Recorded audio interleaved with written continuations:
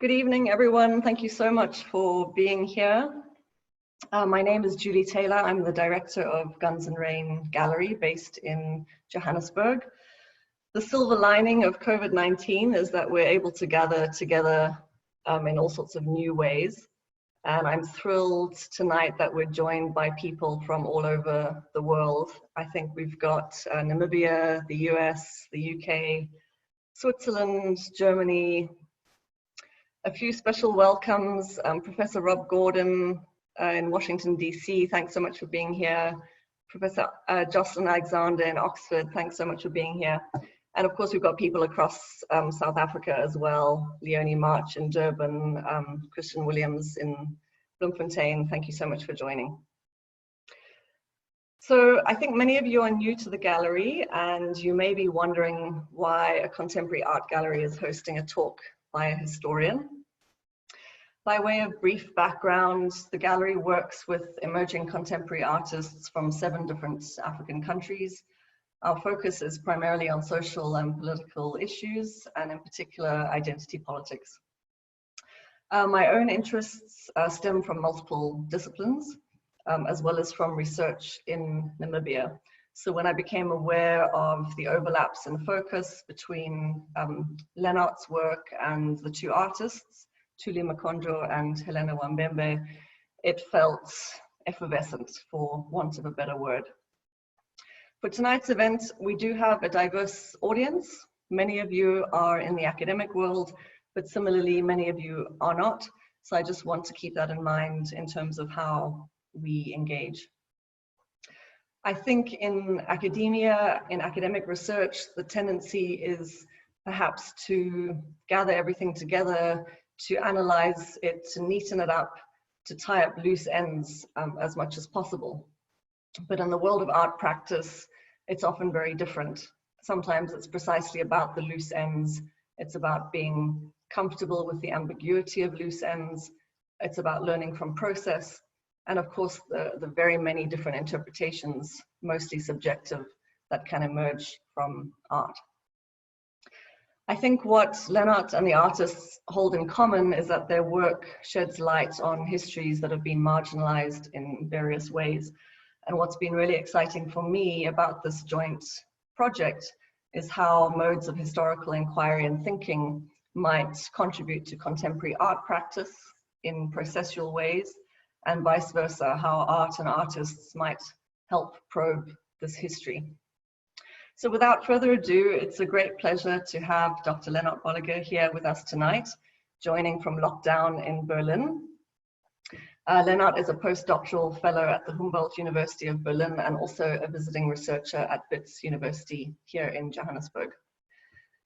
Together with Dino Estevao, he is conducting a research project on the history of Angolan civilians who were associated with the South African Defence Force 32 Battalion.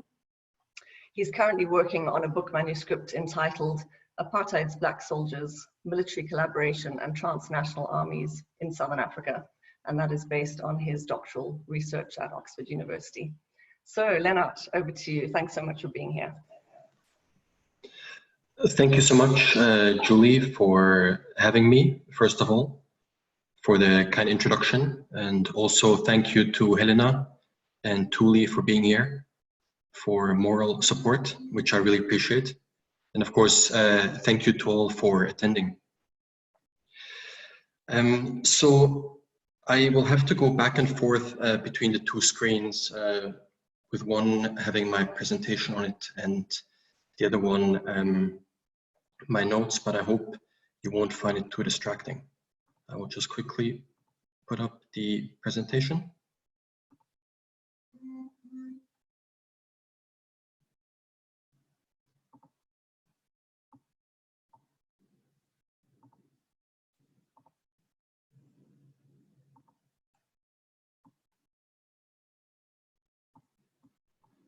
All right, there we go. So my presentation aims to provide some historical context to the work of Tuli Mekondjo and Helena Uambembe. Some of it draws, as Julie mentioned, on research that I conducted for my PhD and more recently for a postdoc project. Overall, my research has focused on the history of Black Namibian and Angolan soldiers who served in the apartheid-era South African security forces in the 1970s and 1980s. While I am the person presenting tonight, I also want to point out that I have conducted this research together with Simi Joao, as well as Helena's brother-in-law, Dino Estevao, and I would just like to thank both of them for their collaboration and friendship. I have decided to divide the presentation into two main parts. First, I will give a brief overview of some of the aspects of the Namibian liberation struggle, which I think are most relevant to our discussion tonight. As Julie wrote in the program, the life biographies of both Helena and Tuli have been fundamentally shaped by Namibia's War of Independence, which is also known in South Africa as the Border War. While the struggle was fought internationally, I will focus on Namibia and Angola in the 1970s and 1980s.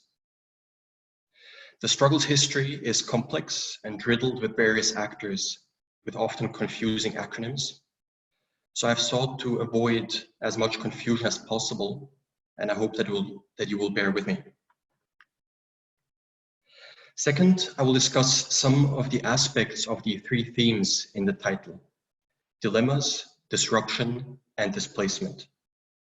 I will do so with regard to the two organizations that Tuli's and Helena's parents were part of. Again, as mentioned in the program, these two organizations were the Namibian Liberation Movement, SWAPO, in the case of Tuli's parents, and the 3-2 Battalion of the Apartheid-era South African Defense Force, or short SADF, in the case of Helena's parents. As we have a very diverse audience joining us tonight, I have decided to talk not only about historical research, but about some of the broader, often difficult questions it raises. These questions are not unique to the conflicts discussed tonight. Some of them may have even come up in your own personal lives, like they have in Helena's and Tuli's. These questions also test the limits of historical research, and I believe may require us to turn to philosophy or indeed the arts. Before I present a short historical overview, I just want to briefly put up a map of Southern Africa so we all know where we are geographically.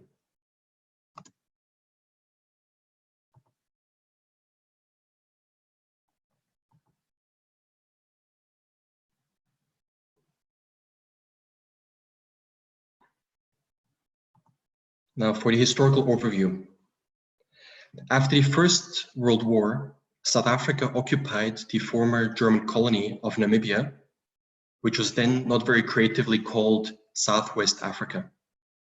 Following the Second World War, South Africa introduced the system of institutionalized racial segregation, better known as apartheid, and began to rule the country essentially as a South African province.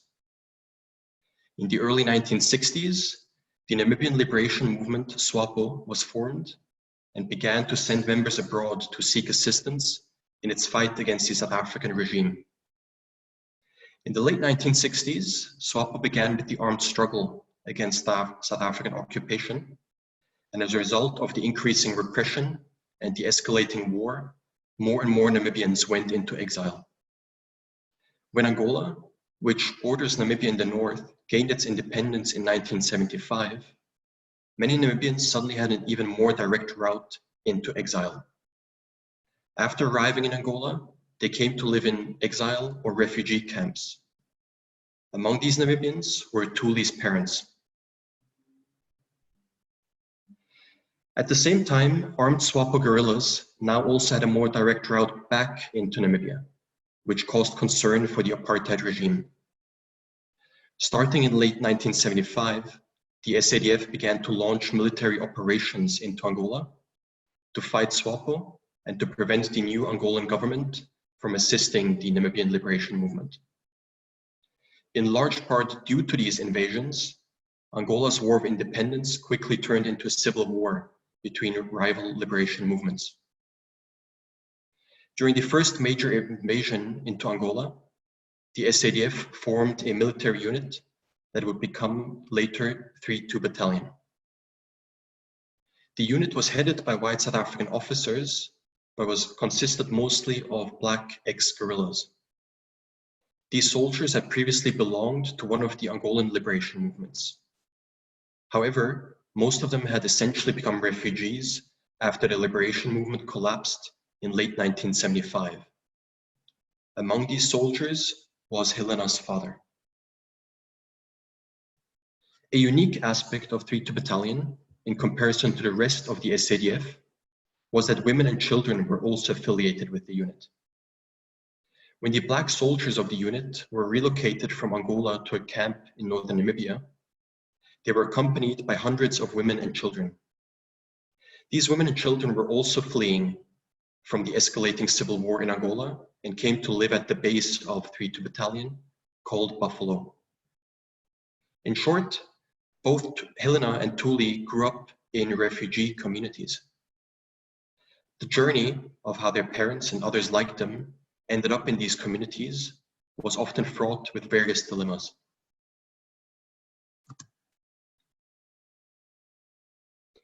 In fact, many people in both Namibia and Angola faced often extraordinarily difficult choices during these times. One of the dilemmas that sympathizers of SWAPO faced was whether they should remain in Namibia or join the movement in exile. If they decided to become politically active within Namibia, they risked harassment, imprisonment, torture, or assassination by the security forces. If they decided to go into exile, they often had to leave friends and family behind, perhaps their elderly parents or younger siblings who required their care and support. Some did not tell their loved ones about the decision to go into exile out of fear of getting them into trouble. As they made their way across the border in the dark of the night, they risked being arrested by the security forces or being reported to SWAPO guerrillas by people who did not know them and found their movements suspicious. In fact, many Namibians felt caught between SWAPO and the security forces. As one person explained to Siegfried Goth, a German pastor working with Namibian exiles, "We live between two fires. Either you side with the South Africans or with SWAPO. If SWAPO men come at night asking for help and you don't help them, then that means you're on the South African side and you may have to pay with your life." In late 1975 and early 1976, the future soldiers of 3-2 Battalion faced the dilemma of remaining refugees on the move or joining the South African military that had supported the Portuguese colonial regime in Angola. As refugees, they and their family members risked starvation and persecution by soldiers who belonged to rival liberation movements. Young children were particularly vulnerable, and many died of thirst, hunger, and exhaustion as their families were fleeing south seeking refuge in Namibia.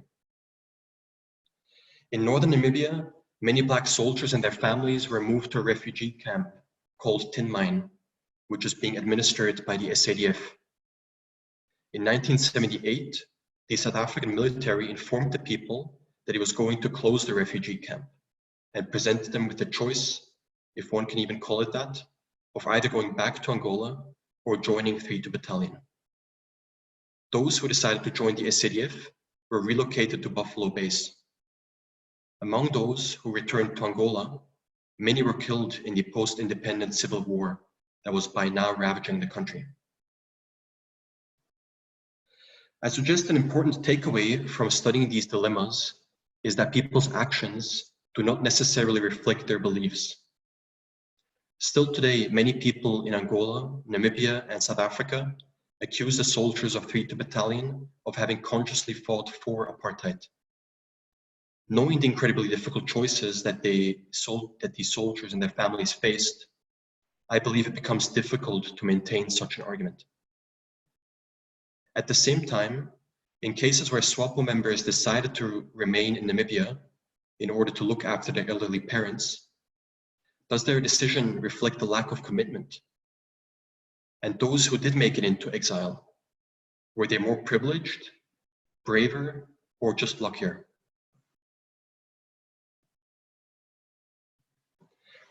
After they joined SWAPO or 3-2 Battalion, many people's lives were further disrupted in different and often shocking ways. Namibians joined SWAPO for various reasons, and many traveled into exile in search of further education.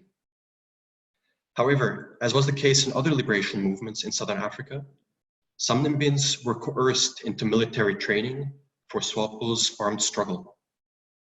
As a result, they warned each other of being assigned to certain camps, such as the Kongwa camp in central Tanzania.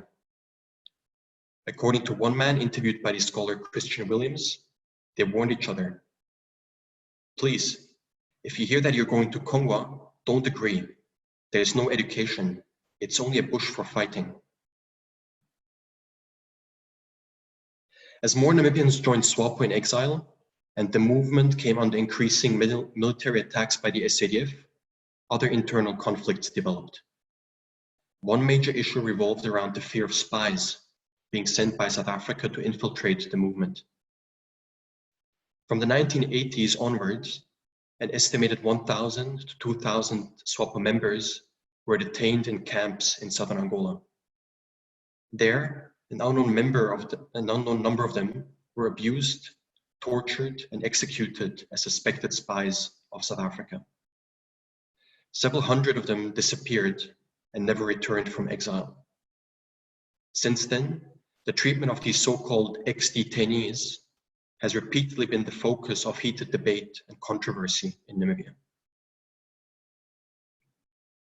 At the same time, in the newly formed 3-2 Battalion, discipline was violently enforced.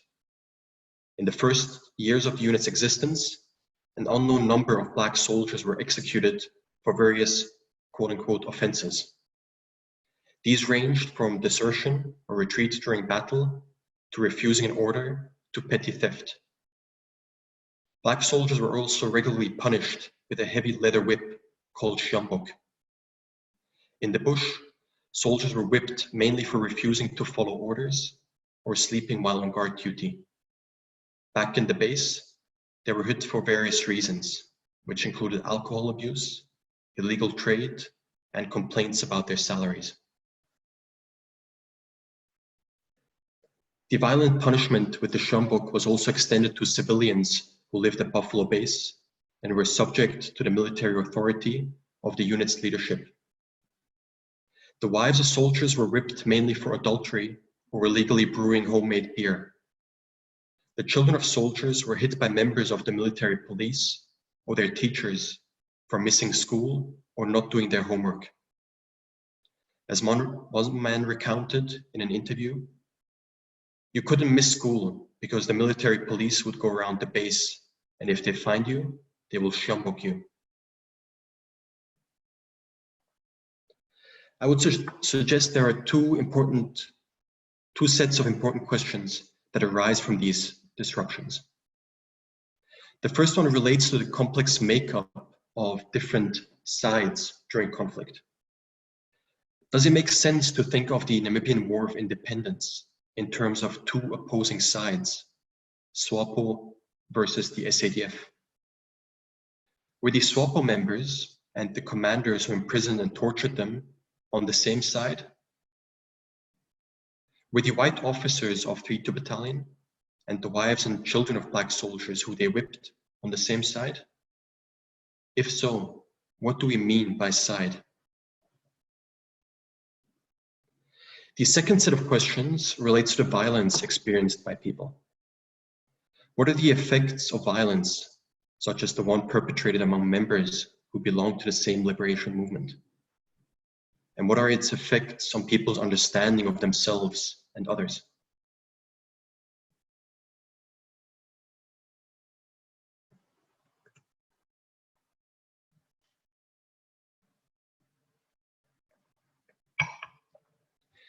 The third theme, displacement, of course runs through the histories discussed so far, and I think it is also central to Tuli's and Helena's work. In 1989, after more than 2 decades of armed struggle, Namibia gained its independence. In the process, between 40 and 50,000 Namibians were repatriated to Namibia. More than 80% of people returned from Angola, while about 9% returned from Zambia, and the remaining 10% had been living in more than 40 different countries around the world. More than a third of returnees were younger than 18. Like Tuli, many of them had been born and grown up outside of Namibia. They were repatriated to Namibia, a country where their parents were from, but where they themselves had never set foot in. As Tuli writes in her artist's statement, "My sense of kinship to this foreign land has always been through the eyes of my parents. Deep within my core, I was from everywhere."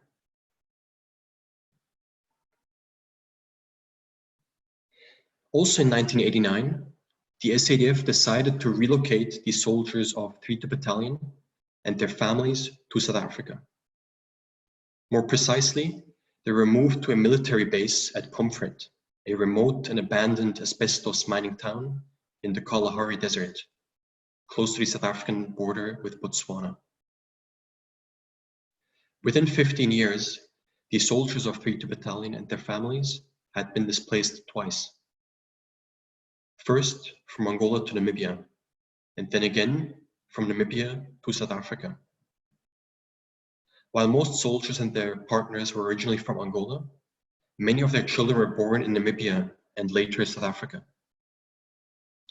As a result, many soldiers and their families feel like they have, in a sense, become strangers everywhere.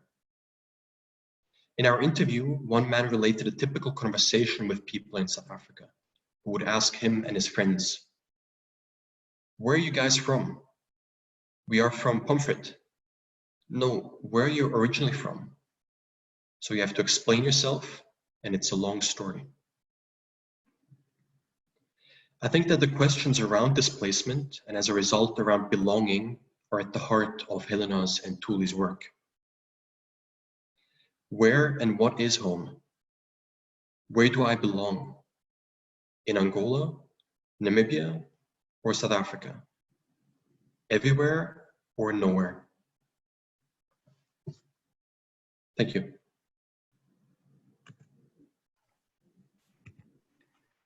Thank you so much, Lennart, for that. So we're going to open into a discussion with the artists now, and I'm going to kick off that discussion with a few questions, but after that we will take questions from all of you. So please share your questions in the chat box, and we will then facilitate the Q&A with Tuli and with Helena. Hopefully all of our connections will stay stable. So Helena, I actually can't see you right this moment, but oh yeah, I got you. Okay, I'm going to unmute you now and put you in the spotlight. So this is obviously a new body of work, but you have been working around these themes now for some years. And I think what would be interesting for me and probably for many in our audience tonight is, how have people in your communities responded to the work? And in particular, I'm wondering about those who experienced the war or who've been significantly affected by its legacies. So that could be your parents' generation or those who grew up in displaced communities as you did. So any thoughts on how people have responded to the work would be so interesting. Hi everyone, thanks for joining us. The response has been quite mixed. There are people, like, I mostly show my work to my family and they experience displacement like directly. So in my family, we are 8 in total, 8 siblings, I was the only one born in South Africa. The rest of them were born in Namibia. So it's like with my brothers, they're really proud, like so happy that I'm trying to communicate the traumas they faced and the traumas I've inherited. With my sister, it's like a bit complicated. She's the eldest, born in 1973, so she really saw transition in all forms, from transition of independence to having to flee to Namibia, moving to South Africa in '94. So for her, it's a bit complex to deal with, and I think it triggers some memories with her. So it's a very mixed feelings from a lot of people. When I try and do research, there are people who just like, nope, we're not talking about it, and there are some people who are more open to discussing it. But hearing Lennart's paper, it also triggered some memories in me. So yeah, it's a very complex situation. Thanks for sharing those thoughts. And I think one of the things that struck me about what you shared when we first started working together was just the kind of layers of silence that exist about the past. And in particular, in the context of South Africa, you said something along the lines of how it's as if this past didn't happen. The past between South Africans and Angolans, it just didn't happen. No one talks about it. So I think your work is so important and pertinent for, you know, trying to open up some of those conversations. Tuli, I'd like to ask the same question to you in terms of how people have responded to your work thus far, or how you might hope for them to engage in the future. I know it's a new body of work. We haven't had the chance to show it in Namibia yet because of the lockdown, but hopefully we'll have the chance to do that in the not too distant future. So yeah, we'd love to hear your thoughts as well. Hi everyone, thank you for joining us. Well, you know, I would love to, I'm really happy, and I hope that we'll have the opportunity to exhibit this work in Namibia. So the people in Windhoek, or whoever from wherever in Namibia can come to Windhoek can actually opportunity to look at the artworks. And my goal for this body of work, you know, I would like to open up some of dialogue with the aim of examining the apparent discord between the war veterans in SWAPO and also the so-called orphan struggle kids, or the DDR kids in Namibia. I feel like we are able to engage with each other about our various and our collective experiences from this war. And, you know, just to talk about how it has entered our lives 30 years later after independence.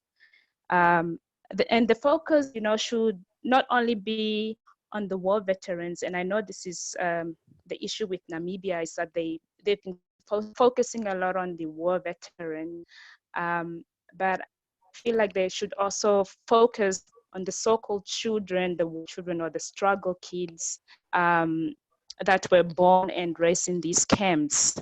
You know, we struggle a lot, you know, a lot of the struggle kids and the DDR kids, we struggle a lot with mental health issues.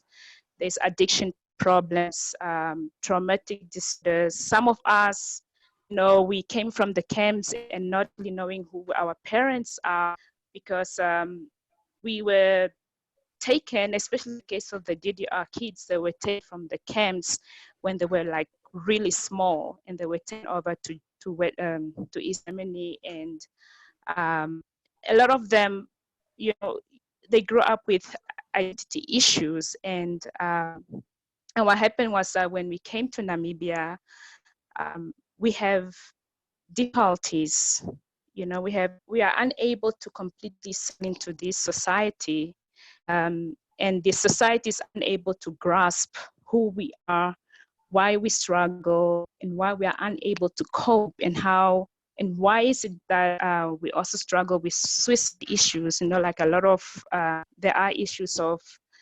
the kids. You know, it doesn't matter if it's a struggle kid or a DDR kid, or even a former veteran.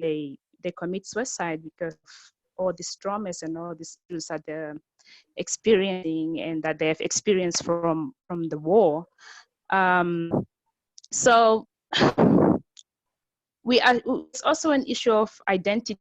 You know, struggle with issues of identity, and we seem to have this love and hate relationship SWAPO. You know, there are times where you see these struggle kids, they'll be like, yeah, Viva SWAPO, SWAPO is our party and everything.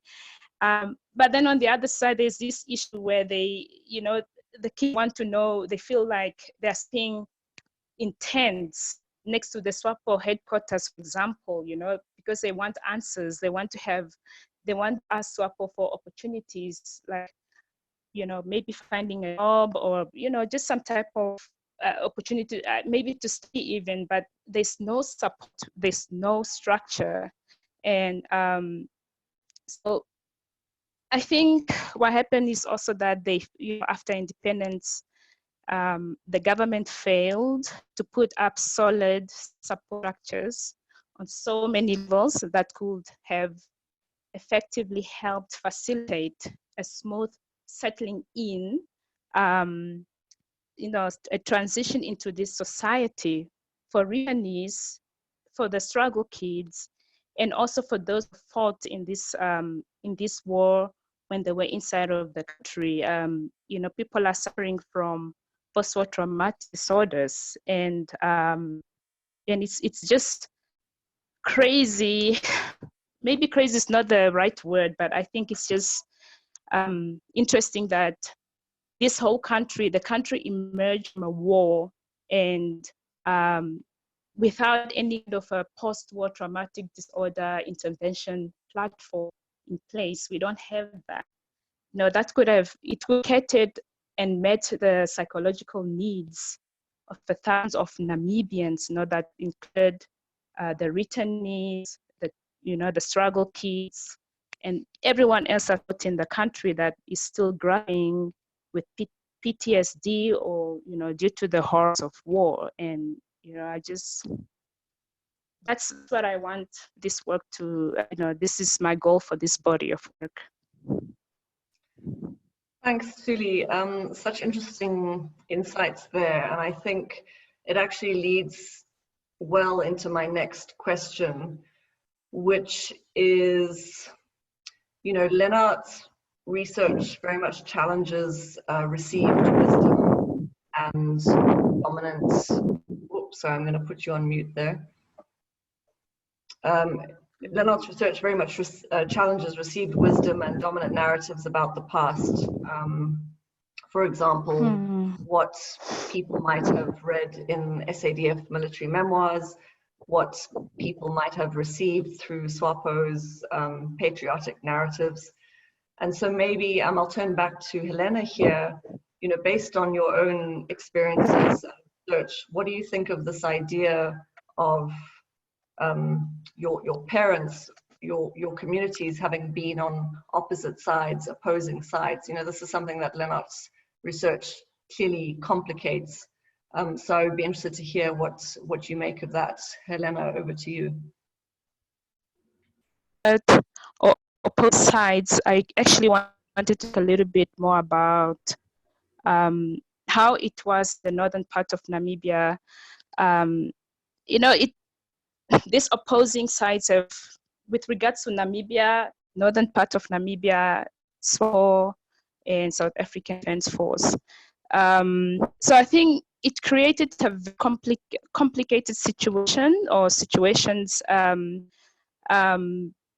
because some of the Kufut and Buffalo Battalion, the so-called Makakunyas members were also Namibians, were also, you know, the Awambo people that were saying north, and they were recruited the South African Defense Force.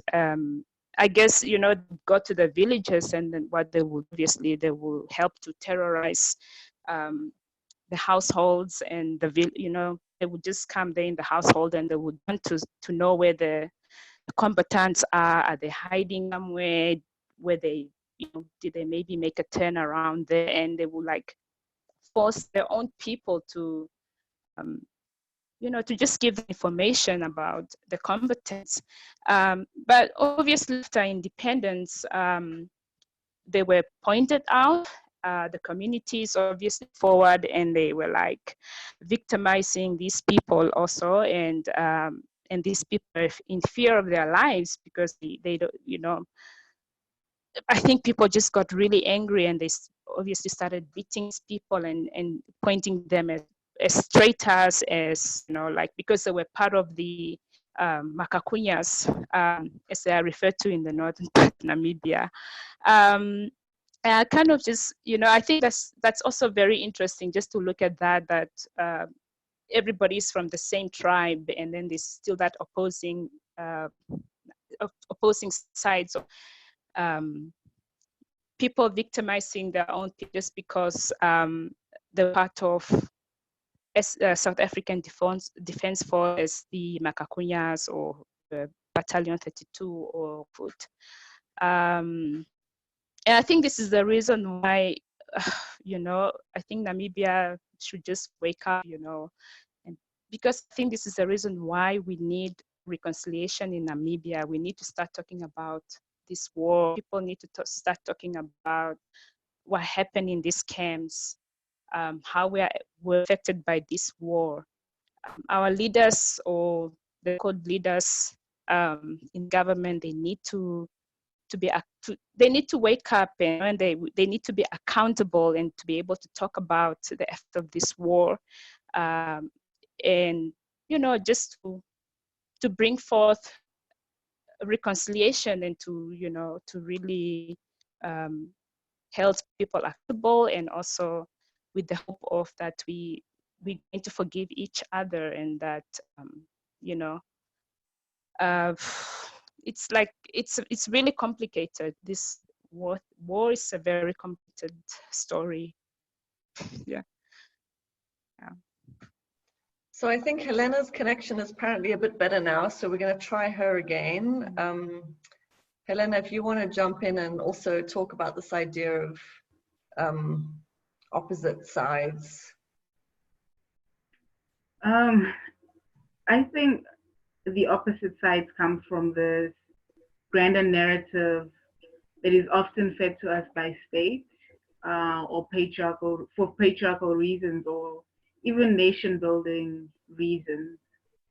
South Africa's history is very complex, and I've been encountering a lot of people who have some knowledge of 3-2, and when so I met Nhlanhla, who's a theater maker and performer, and he was telling a workshop that he was leading how he grew up in Polar Park, and he remembers the soldiers and how they'd get beaten, and immediately I thought, like, oh shit, that is me.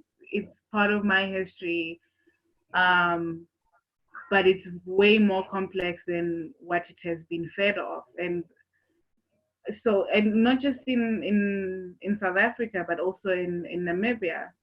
I think when I met Tuli, I immediately thought, like, oh, okay, we're kind of on opposing sides, or history says that we are on opposing sides. But through research and through actually talking to people, you find out how complex it is. It is not just black and white. And I think that goes down to a lot of history. And I think it's important that everyone kind of research or tries and research the complexities of it. And that's what I've tried to bring forth in my work, because the narrative of 3-2 is in South Africa, a lot of white veterans or white South Africans who know about it see it as this grand, one of the greatest units of South African military history ever. And usually they forget the black bodies. Even in celebrations, you'd find all these white generals or white guys who were in charge, and maybe one or two former black soldiers would be in the picture, and everyone else is forgotten. And really, when you try and question them on their position and the horrors that happen, there's this denial on them. Either they were too busy to know what was going on in the community, or one told me, no, I'm a man of God. I believe we're all equal, but in the time of apartheid and at war, not everyone was equal, apparently. And it's important. I think we need to challenge such narratives. We need to take people to what's the word? I forgot the word now. But we need to take people to accountability, not just the apartheid government, but also the current government, people who are involved, even like people like my dad, also question how, their positions in certain things. There is choice that people make, but sometimes their choice is never as simple as we kind of read it. Absolutely. Thanks for that. And I think, yeah, I've been struck by,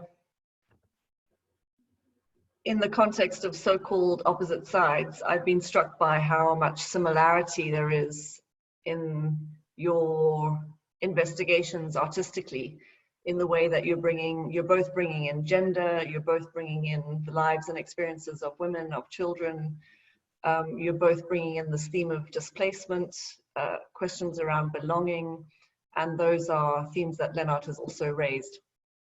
So we're starting to get some great questions coming through. I think in light of those, Lennart, I'm going to hold off. I think you know what I was going to ask you, but I'll hold that off until the end. Let's have a look at some of the questions. I've had a question, first of all, from Nick Oldert. He's wondering, is the border war perhaps less forgotten in Angola? And could Lennart, could you comment on this?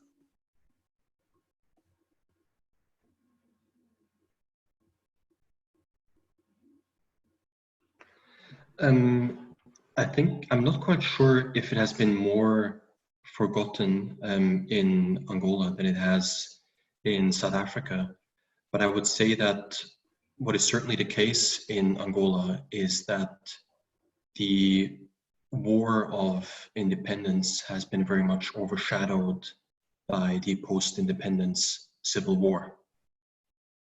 Yeah.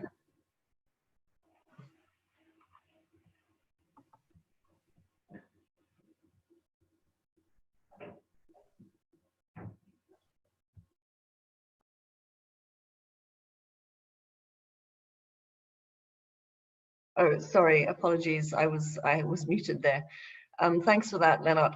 A question coming in from Christian Williams, which you might be able to see in the chat box. So Tuli mentioned silences surrounding the struggle kids in Namibia. What strikes me as someone who's written about Namibia's struggle kids in exile and who now lives in South Africa is how much is said about struggle kids in Namibia and how Namibian that conversation is. Tuli and Helena, what have you learned about conversations about struggle kids in different Southern African countries? Do you see artistic work like your own as possibly opening up a regional conversation about struggle kids? I think that's a really interesting question. Helena, Tuli, would either of you like to comment on that? Who wants to start? Helena? Struggle kids. I think when it comes to struggle kids in South Africa, because it's my context, it's usually associated with people who've experienced apartheid in the South African sense. Like people who've gone into exile, or children who've no family who's gone into exile, or they've done something towards apartheid, usually associated with the bigger parties. And I think in terms of apartheid, and what a lot of South Africans don't understand is that it didn't just happen in South African borders. It really impacted Southern Africa as a whole. If you look at Zimbabwe, Mozambique, what happened to Samora Machel, and a lot of people in Mozambique, also people who went into exile in Mozambique, even in Angola, with the disruption that the South African army did there. Namibia, which is completely forgotten. There are a lot of people who do not know that there was a time that South Africa occupied Namibia, and that the shadows are still felt by Namibians today. So I think with us in our community, being born in Pomfret, or coming or having the association with Pomfret, we're not seen as struggle kids, or having that associate, oh, you're Angolan soldier. And it's a question we get a lot. My sister in the workforce gets that question quite a lot. We're not associated with struggle kids. It's usually association with the enemy, if that's the correct phrasing. Yeah, that's so interesting, and again, sort of speaks to layers of different types of layers and forms of exclusion and inclusion and these kinds of narratives. Tuli, would you like to comment at all about, in response to Christian's question, about maybe opening up conversations between different groups of struggle kids across the region? Yeah, I very much like that idea of, I think it's an awesome idea for all these struggles from Southern Africa to create some type of platform where we can, sit together and just, talk about our experiences and how we're coping in our new homes in these countries that we call homes. I think it's needed, and I think we need the support. We need if our governments can't support us, and I think it's maybe it's about time that we start supporting ourselves and to start uplifting ourselves and giving each other the support that we need, that we are not actually getting from the veterans that were actually supposed to take care of us. But yeah, I think I really love that idea of us coming together and supporting each other. I think it's some idea.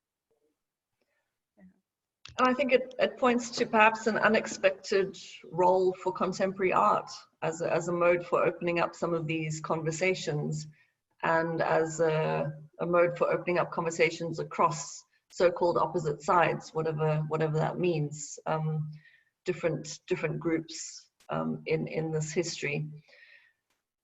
We've got a question from Leonie March, who's a journalist. I would be interested why you think there is the silence around the war and its complexities, both in Namibia and SA, in societies, families, and also on a national level. Helena, would you like to comment on that? And Lennart also, maybe we'll hand over to you next. Helena, do you want to start, and then we'll pass over to Lennart? Can Lennart start, please? Okay, Lennart. Spotlight's on you. Thank you. I think I'm not quite comfortable with this idea that there is this silence around the war. I think, as with many other issues, it's about whose experiences or stories are heard beyond perhaps the family or small communities.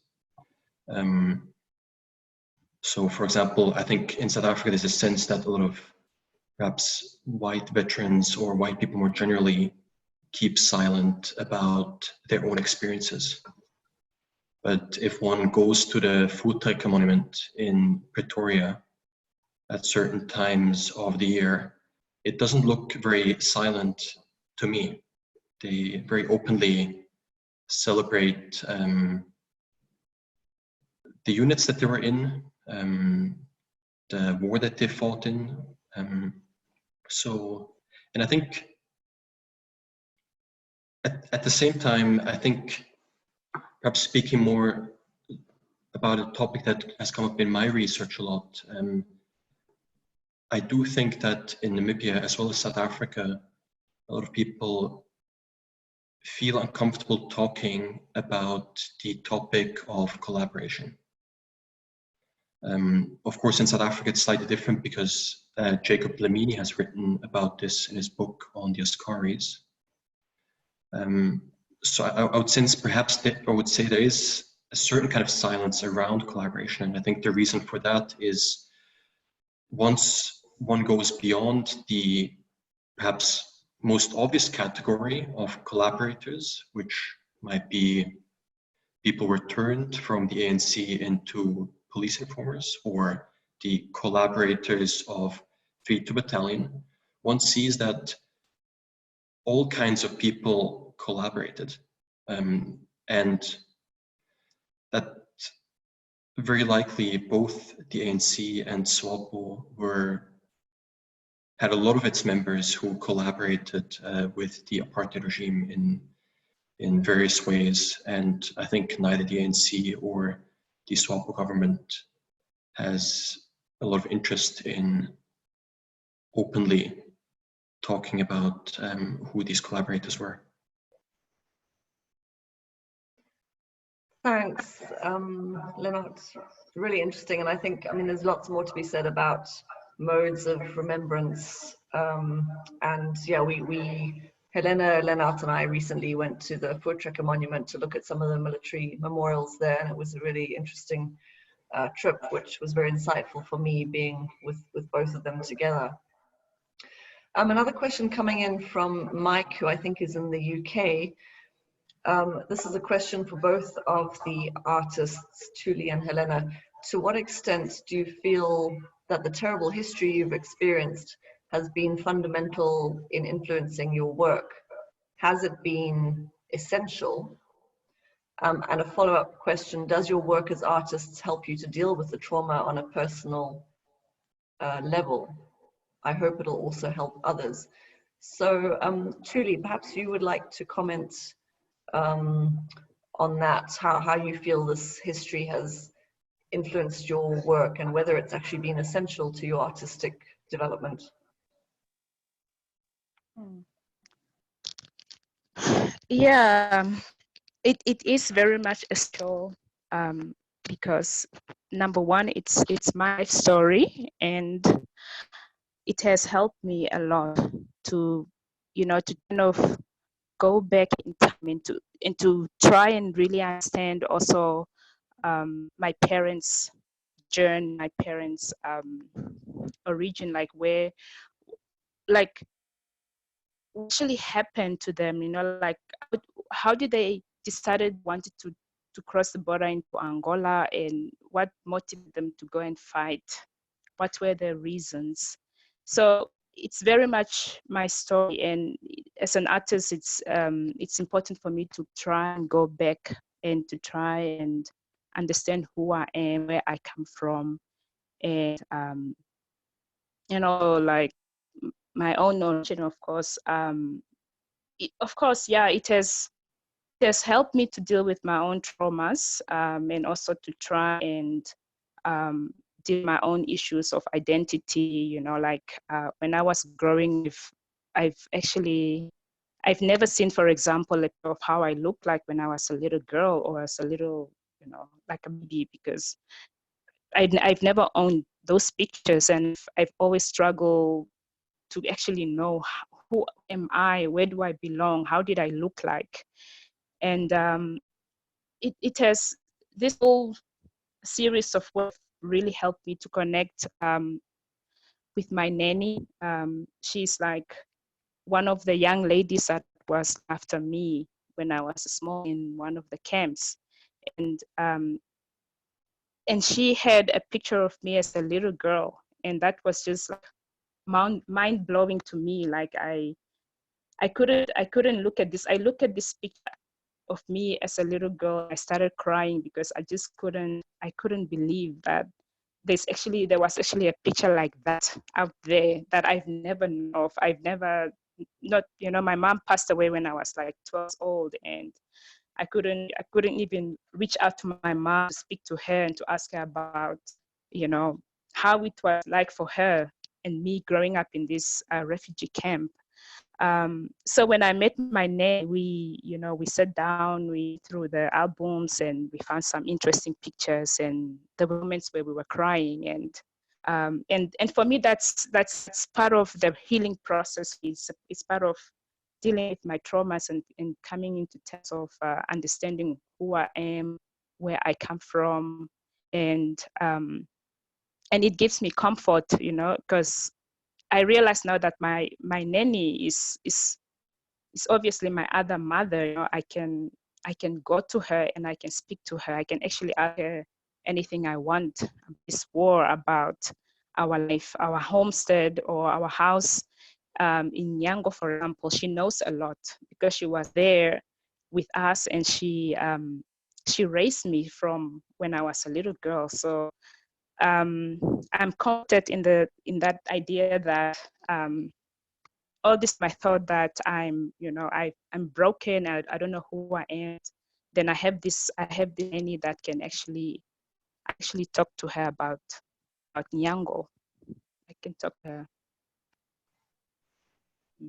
Thanks, Tuli. Yeah, so many, very personal things there, and we really appreciate you sharing so openly with us. And I think you've been super brave in terms of the archival research you've done, looking through both public archives, personal archives. It's a really intense process. So yeah, I want to sort of acknowledge that in terms of your work.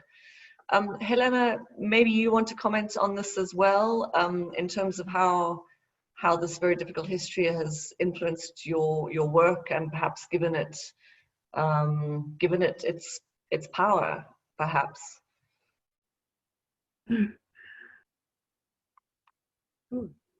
Okay. I kind of chuckled at Mike's question, because then I thought maybe if I didn't experience or come from this history, I might not have so much trauma or anxiety, or like inherited trauma, maybe life would have been a bit simpler. But then again, it might have been boring. Thinking the history is violent, but it somehow makes my life a bit more interesting. And it definitely influences my work. For lockdown, I'm in my sister's house where I was raised, and I'm going through a lot of my old workbooks and artist books, and I've always had a thing about talking about this history, even from high school, because it fascinates. I think it was that notion of struggle with identity, which I still question till now. I won't lie. So the history definitely does influence my work very much. It's the center of my work, actually. And in terms of helping, it definitely helps me, because I try and make sense of everything through the art, through writing as well. And I think I'm helping kind of educate other people who don't know about it. I've met, people who have encountered my work, being able to tell them about it, and most of them don't know about that history, or about the different countries. I think it helps other people. With my brothers and my nephews, they support the art that I do, and with the research that goes into it, they're learning other things that they didn't know. And I think with my dad, I've showed him some of my work. He is really proud, I won't lie. The last time I saw him, I was on a research trip where I went and took my team, and it was kind of a mixed race team. And he was like, I'm really happy, you know, you came with a friend that is white and not from what he remembers of, you know, white people, and having different positionalities. So, and most of the times he sees me as a photographer, because at family events I take a lot of pictures and I try and archive family events. So he's really happy that I'm archiving what we're doing and their lives and their existence. So yeah, it helps somewhat. Thanks so much for sharing. We've got some great questions coming in. Tandiwe, I've seen your question about South African struggle kids, and I'm going to come back to that. Just going to skip to Lennart for the moment. Lennart, there's a question for you here about methodological challenges. I don't know if you've seen that in the chat box. What are the methodological challenges you faced whilst working on this subject? I presume you had to follow certain oral history trajectory. If yes, did you find enough official documents that corroborate with the experiences shared by participants and victims? And as a researcher, when someone works on a conflict, often she finds it difficult to keep herself as an objective observer of the past. Have you faced the same dilemma? That's a great set of questions. That's some really easy questions. Thanks. Where should I start? So I think you're right, there's a lot of methodological challenges.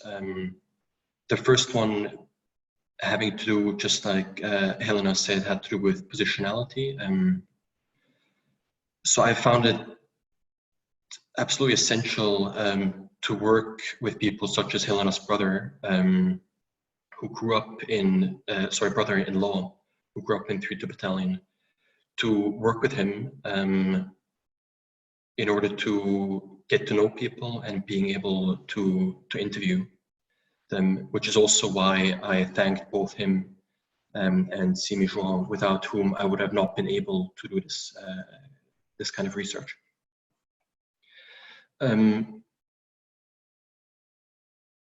What about official documents? So that is definitely one of the most upsetting and frustrating aspects of my research, because it is very hard to come by quote-unquote official documents from the South African security forces for two reasons. The first one is that in the late 80s and early 90s, millions or an unknown number of documents were destroyed in South Africa, or they were lost on the way from Namibia to South Africa. So a lot of the official documents simply don't exist anymore because they were destroyed.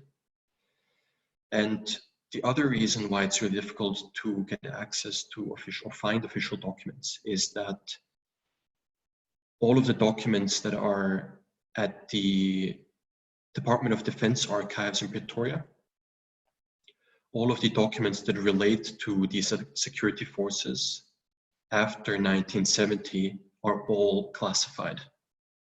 A small number of them have been declassified, but in order to get documents declassified, it's a very time-intensive process.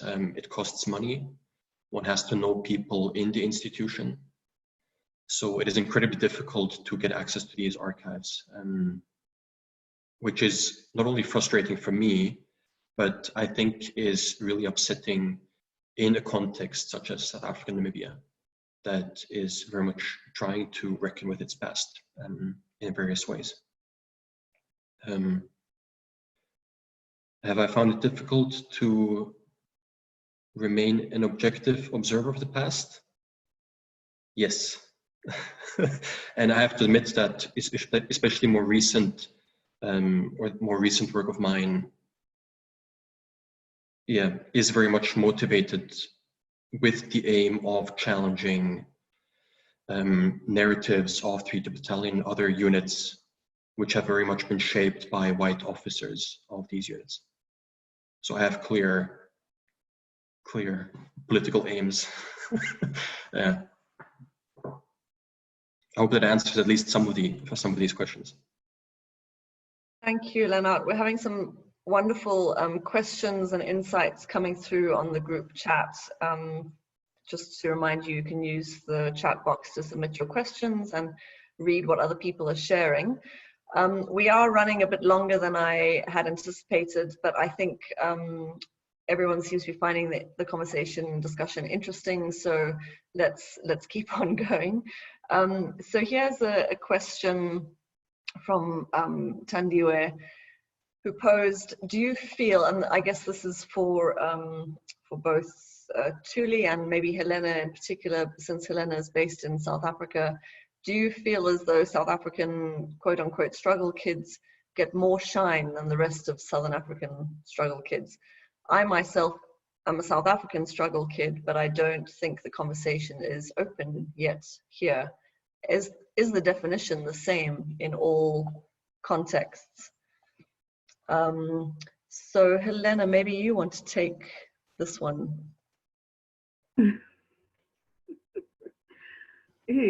Shine, I think, what do you mean by shine? Or is it just attention that South African struggle kids, or South Africa in general, get in terms of struggle and survival? And I say that because coming also from a context of Angolan history and Angolan narrative, where a country that faced war for the longest time and still kind of faces difficulties, kind of is forgotten on the African map, or it was like, oh, okay, there is a country above Congo called Angola. I think I get that quite a lot, like that surprise when people try and place me. They mention all the other countries that that my features belong to, and then Angola is just never mentioned. So I think it's not just struggle kids in South Africa, but in Africa in general, there's this focus on South Africa, and maybe it's because of Nelson Mandela, who knows, not, you know. But how do we kind of share each other's story equally and listen to each other, not just through our struggles, but also our similarities, and things we've achieved as a continent. I think it goes back to kind of experiences that African foreigners face in the country. And it's a question of South Africa and their sympathy or understanding of other countries in the continent. Do ordinary South Africans take the time to kind of know what's going on in the continent, or are we just or South Africans just kind of focused on what's going on within their countries and their borders? So yeah, I think as a nation, introspection has to be done. Thanks, Helena. We're getting some great comments and questions coming through. Jerry in the US, thank you so much for your comments. She's just saying how whenever each time she looks at the artworks by both artists, she reads something new and something fresh, and there's so many different elements that come through which speak so much to land, livelihoods, gendered relationships, the home, textiles, all of these things. And she says, I'm convinced that shown all over the region, these works can open up a dialogue. And she's curious to hear your thoughts about that. A question from Dan Hodgkinson, who says, I had a discussion with a 20-year-old fallist. That's the various, referring to the various fallist movements that have been underway in South Africa since 2015. Fallist activist friend last year who insisted that her understanding of politics was incommensurate with that of her mum's. It wasn't that they were different, but they literally couldn't understand each other. Does that dynamic have a bearing on this discussion? Are there some things which can't be understood across generations? I think some very interesting questions there. Tuli, maybe you want to comment on this? I think both Tuli and Helena would have views on this, but something about sort of intergenerational differences. Yeah, it's those differences are very much apparent. I know about this because it's so common in Namibia, for example, where the SWAPO veterans, they keep to their sides, they just I feel like they just keep to themselves, and they are so how do I say, they're so rooted in their narrative as veterans, and that they fought for this country, and that everybody else should listen to them. And I don't think they're not so much interested in everybody else's opinions, especially the young people. It's just what they say is just that what we know. We were just born in these camps, but what opinion do we have? They're the ones who were fighting, but they were the ones who liberated the country, so they know more, or they feel like have more knowledge about what to say and how. Let's in the case of I guess the SWAPO government, they know what is right for the country, but it's just a huge gap between young people and this generation, the elder generation. I don't know, like,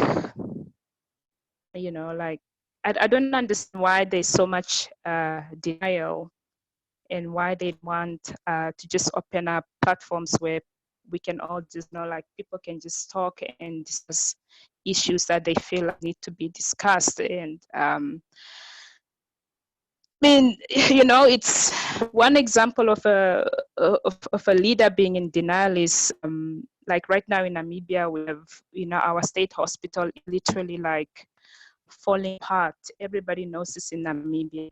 The hospital is in a very state, and of course our leader was up there. The president went to the hospital, and he was confronted by a very young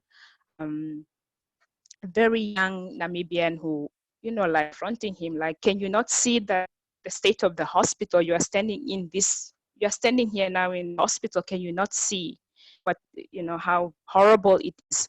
And he casually said, he got angry actually, because for him it was like, how can this young person question about the state of the hospital? I know that this hospital is for him it's perfect.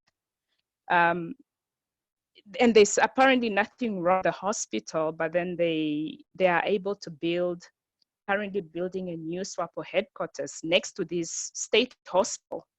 And then you sit thinking, you could have used that money to build a new hospital or renovate this one that is falling apart.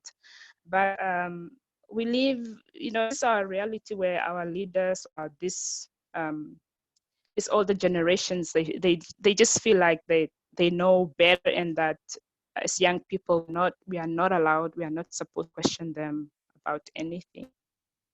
Yeah. Thanks, Tuli. Yeah, interesting insights there into intergenerational differences and struggles, I think, clearly. We're starting to run out of time, so I'm going to sort of zoom ahead a little bit, excuse the pun, with some of the questions. A really interesting question from Helen Harris, who I think is in the US at this time. She says, and maybe Helena, you might consider taking this question. What would a true acknowledgement of this history look like? These artworks seem very well placed to combat ideas that support a kind of South African exceptionalism when it comes to the history of apartheid.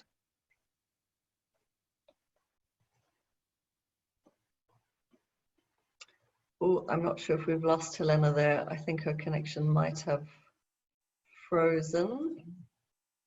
Yeah, it's frozen. Lennart, would you like to step in there and share any ideas? Yeah, again, I think this is a really difficult question, and I think partly because I'm not sure if I'm, not being from Namibia or South Africa, if I'm in the best position to answer this this question, what a true acknowledgement of this history looks like. Yeah. We'll wait for Helena to come back and save you from that one. Yeah, so I'm not trying to evade the question.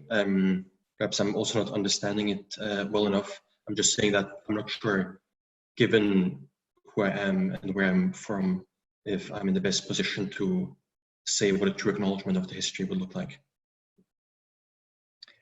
Sure, thanks. And also from another one from Professor Jerry Augusto, just referring to Caspers and the Caspers being a symbol right across the region because South Africa deployed them so widely, and how those, you know, can open up a dialogue because everyone or many people experienced this history. Lots of interesting comments coming through, and I know that some of you also have to leave soon, so we're going to wrap up in the next few minutes, but we will, please continue to share your questions with us, even if we can't take them all now. We'd love to receive them by email or in the chat box just before you go. We'd love to keep the discussion going. Oh, Helena's back, so we'll come back to her. Oh, so Helen Harris has qualified her question. She says she's thinking about a critical mass of narratives and their visibility in terms of the artworks. So Helena, I don't know if you want to comment on at all on that last question about whether these artworks can sort of combat certain ideas around South African sort of dominance of narratives. And then I think we'll have one more question and bring it to a close after that. Helena, are you back? Oh yeah, I see you, there we go. Oh, oh my goodness. I think it's a discussion I always have with my mentors, Mary Sibande and Lawrence Lemoana. And in terms of why we make art and what is the purpose of art. Historically, yes, art is important, but then again, we also have to ask, who is art really serving? Because art has an economical value to it. So does it serve for everyone? For example, like in this Zoom discussion that we're able to have with our internet and our laptops or smart cell phones, not a lot of people from Pomfret will be able to access it because one, they probably don't have access to cell phones or smartphones, and the network is really bad that side. Not a lot of people from Namibia will be able to access this, you know. Even so, so it's a question I've always battled with, especially when I really started digging into the history. Even though, yes, I do have the right to this history, I do have the right to talk about it. I'm in the right positions. I have the platforms to kind of to discuss it and educate other people. But then again, I always felt like, who am I really helping, you know? Is it just for me and my and even just for my family? What about the rest of them? You know, and it's a thing we need to ask ourselves, even as an academic. And I'll pick at you, where you write really beautifully, but then how many of the veterans you met in Pomfret, Oskral, the Northern Cape, will be able to read your paper in English?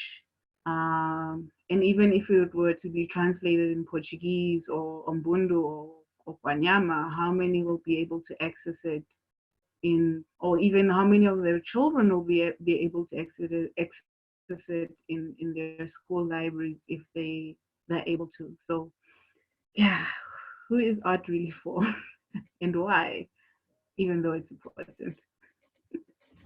Yeah, lots of great questions there, and highly relevant. I think it applies to art as well as academic research. And I know many of us who've done field work grapple with this question of, you know, how we make our findings relevant to people after the fact. Okay, we are going to wrap up in a few minutes. One more question coming through from Larissa, and maybe this one is for you, Tuli. Based on your experiences and research, what kind of support or action would you like to see on a regional or national level to possibly prevent further intergenerational trauma? And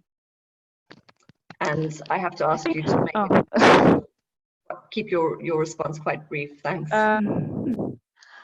Well, I think the most important here is to start with dialogue. We need to start talking about it. We need to, you know, we can't just be in denial saying, you know, you're too young, or I'm older, I'm more smarter than you, and you can't tell me what to say or what's on your mind. I think the most important thing is that we need to start talking about it. That's all. We need to start talking. Thanks, Tuli. Thank you very much. Yeah, dialogue, I think, sounds like a key part of the answer there. I want to wrap up with one last question to Lennart. And before I pose that question, I just want to say to everyone, thank you so much for joining. If you haven't already seen the artwork that we're talking about, please look at the catalog. We also have a short video, which I'm going to share in the chat box again for those of you who joined late. The gallery is very active on Instagram and Facebook, so please find us there too. We do have a studio visit coming up with Helena this coming Saturday. If you want to join us live on Instagram, all the details are on Instagram and Facebook. I've also just shared my email address if you want to contact us with more questions or requests.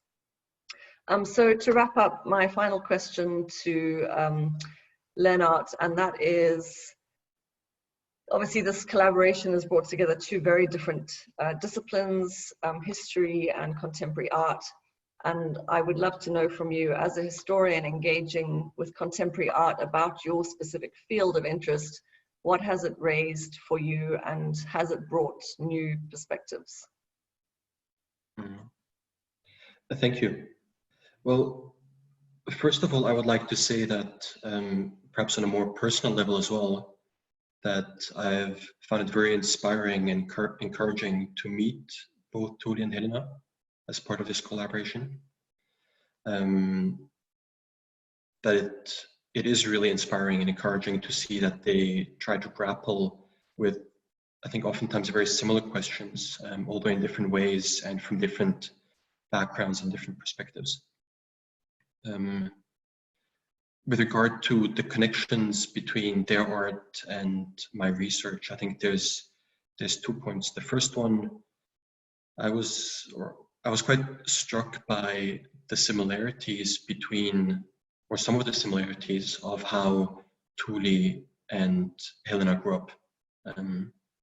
For example, with regard to the fact that many young people were not raised by their own parents or biological parents, but by close relatives, other members of the communities, which has made me think of, I think, both of their histories in new ways, which will be very helpful for their new research project that Dino and I are conducting on the history of the military community that formed around 3 Battalion. And then I think the second point, and that's more coming from Helena's more recent work on domesticity or trying to create a home in 3 Battalion. I think it's also made me more aware not to solely focus on the more grim aspects of this history, such as the violence and the Sjambok, not to take away from that or deny it, but also to look at the efforts of people within the community, whether it's women decorating their homes, trying to create a home for their families, or whether it's the teachers or principals at the school to create a community. So to keep that in mind and not to deny that, and perhaps also bring it out more, to end on a more somewhat positive note. Thank you very much, Lennart. And yes, I also think that sometimes the tendency is to focus on what we call in art history the spectacular. And I think part of what both of the artists are doing, and in particular Helena, is really looking at the less spectacular but equally important themes around home, domesticity, belonging, and of course gender is central to all of that. Thank you so much to everyone who's joined from all around the world. It's been fantastic being here with you this evening. We have recorded this video, so for anyone who would like to revisit it later or to share with friends and colleagues, please do. We'll stay in touch with you and look forward to continuing the conversation in whatever way in the future. Thank you so much for being here, and good night.